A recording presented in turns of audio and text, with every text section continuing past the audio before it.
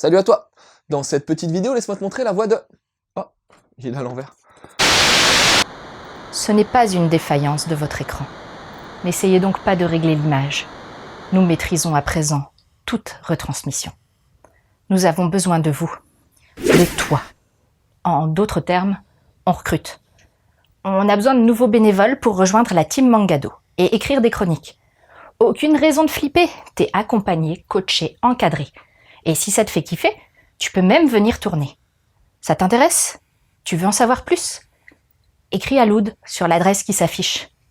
Bon, je te laisse reprendre ta vidéo. Dans le sens du vent. Alors ok, pas de problème, mais tu peux me dire c'est quoi le sens du vent? Ah, c'est écrit dans le sous-titre. Nord-nord-ouest. Tu pourrais m'apporter une boussole, s'il te plaît?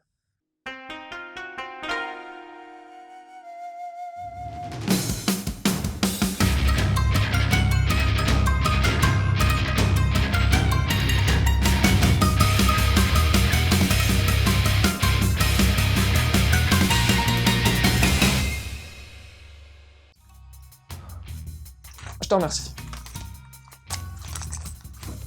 Ouais. Tu connais un peu l'Islande, toi? Ouais, c'est cette petite île européenne au nord-ouest de la Grande-Bretagne. C'est un peu un mariage chelou entre le feu, elle est née du magma provenant d'une faille océanique, et de la glace. Ouais, là-bas, ça caille. Et tu sais quoi? C'est en Islande que vit Miyama Kei, un jeune japonais de 17 ans. Qu'est-ce qu'il est parti foutre là-bas, tu dois te demander, pas vrai? En fait, il a un grand-père français, Jacques, qui habite en Islande. Un sacré dragueur, soit dit en passant. Et comme les parents de Kei sont morts, il a aussi un jeune frère, mais lui, il est resté au Japon, chez son oncle et sa tante. Et donc, qu'est-ce qui lui arrive de beau à ce Kei? En fait, c'est une sorte de détective, ouais. Il aime bien retrouver les trucs que les gens ont perdus. Il est vachement doué pour ça, car il dispose d'un pouvoir assez particulier. Il arrive à communiquer avec les objets. Alors forcément, ça aide pour savoir où sont les gens ou bien les objets. D'ailleurs, cette bizarrerie semble héréditaire, car son grand-père, lui, il communique avec les animaux. En Islande, Kei va vite faire la rencontre de Katla. Désolé si je prononce mal, mais ça fait longtemps que j'ai pas révisé mon islandais. Elle sera d'ailleurs la nana de son séducteur de grand-père. Mais il y aura également sa nièce, Ninja. Ouais, là aussi, je fais ce que je peux pour la prononciation, désolé. Une superbe jeune fille de son âge, à la fois mystérieuse et caractérielle. Mais bon, la vie de Kei va surtout radicalement changer quand il va retourner au Japon et s'apercevoir que... Je m'arrête là.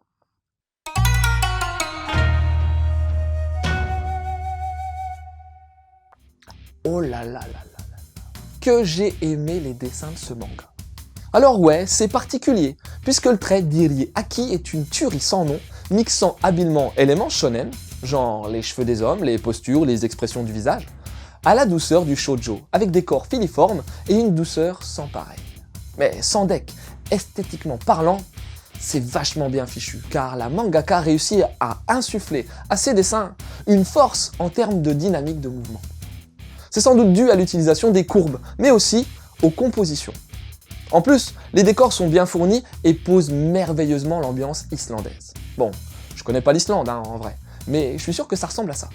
Alors ouais, il y a quelques instants, je te parlais des compositions. Ouais, c'est superbement réalisé.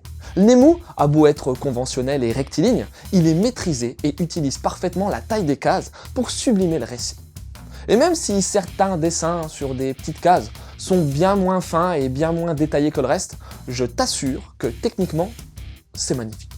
Il suffit de voir la claque dans la gueule que tu te prends en matant la couverture.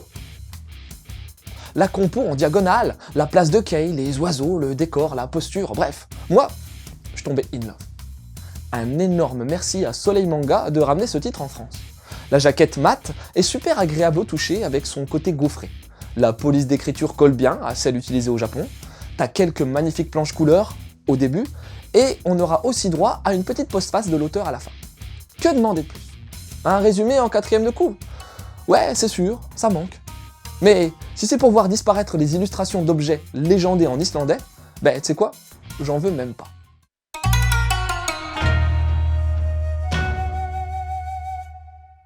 Irie Aki. Si tu connais bien le manga, c'est-à-dire si tu t'intéresses vraiment à la découverte de cet univers et que t'as dépassé la sainte trinité Dragon Ball, Naruto, One Piece, ce nom doit peut-être te parler. Et si c'est pas le cas, tu dois certainement connaître le nom de son précédent titre en France, Le Monde de Ran. Ouais, les critiques furent dithyrambiques lors de la sortie de cette œuvre. Et à juste titre. Irie est également connue en France pour L'École Bleue.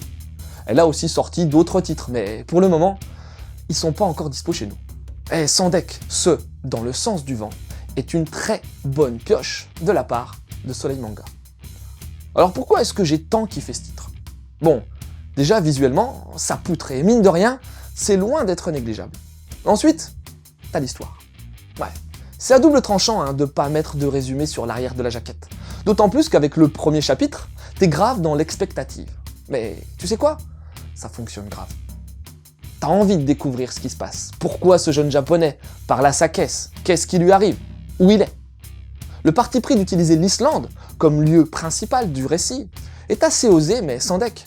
Very good idea. Non seulement c'est original, mais en plus, ça apporte un côté frais, hyper agréable, qui contraste super bien avec la chaleur des protagonistes qui sont, non pas hyper, mais hyper charismatiques. Hyper, c'est vraiment plus haut que hyper. Bref, le grand-père, le héros bien entendu, la nièce qui a tombé par terre et qui m'a rappelé par moments la cultissime Madoka Ayukawa de Kimagure Orenji Rodo, et les interactions entre toutes ces personnalités fortes dépotent bien, crois-moi. En plus, t'as le background de certains persos qui sera dévoilé en mode flashback super intéressant. Et puis, t'as tout le reste. Les enquêtes sont cool, ouais. C'est assez succinct sur ce volume 1, mais c'est vraiment bien distillé. T'as aussi le fait d'avoir mis des pouvoirs étranges, mais pas à grands coups de boule de feu, Non, non, non, non, non, non, non. Tu sens que ce manga sera intelligent et pas mal porté sur la psychologie et sur la réflexion, sur la différence fond-forme, sur le mensonge aussi. Et je vais t'en parler rapidos, mais l'histoire va prendre une tournure policière où la relation entre Kei et son petit frère sera placée au cœur de l'intrigue. Non, vraiment, tu sais quoi? Je crois que depuis la rentrée de septembre, Dans le sens du vent est le titre qui m'a le plus plu. Combinant beauté visuelle, scénar intelligent, personnages forts et intrigue appétante, ce manga est une véritable pépite. Vite, Soleil Manga. Allez, sortez-nous la suite, grouillez-vous. Dans la même mouvance que ce titre, forcément, je te conseille d'aller voir ce que donne le monde de Ran. Tu y découvriras le merveilleux trait de la mangaka dans un univers alliant également pouvoir magique et relations familiales. T'as aussi Whispering, les voix du silence, manga que j'ai chroniqué en Mangado il y a quelques temps maintenant, où les deux persos principaux, eux aussi, peuvent entendre les pensées des objets. Et en plus, il y a d'autres trucs qu'ils peuvent entendre. Et pour finir, je sais pas trop quoi te dire de lire ou de voir. Peut-être bien Boku no Chikyu wo Mamote, Please Save My Earth, un shoujo manga que j'adore, où une bande d'ados va découvrir que, lors d'une vie antérieure, ils protégeaient la Terre depuis la Lune. Pouvoir télépathique, intrigue, histoire d'amour, il y a tout. Voilà, c'était Loud, j'espère que cette petite chronique t'aura donné envie de lire Dans le sens du vent. Je te laisse et continue de suivre la voie du manga.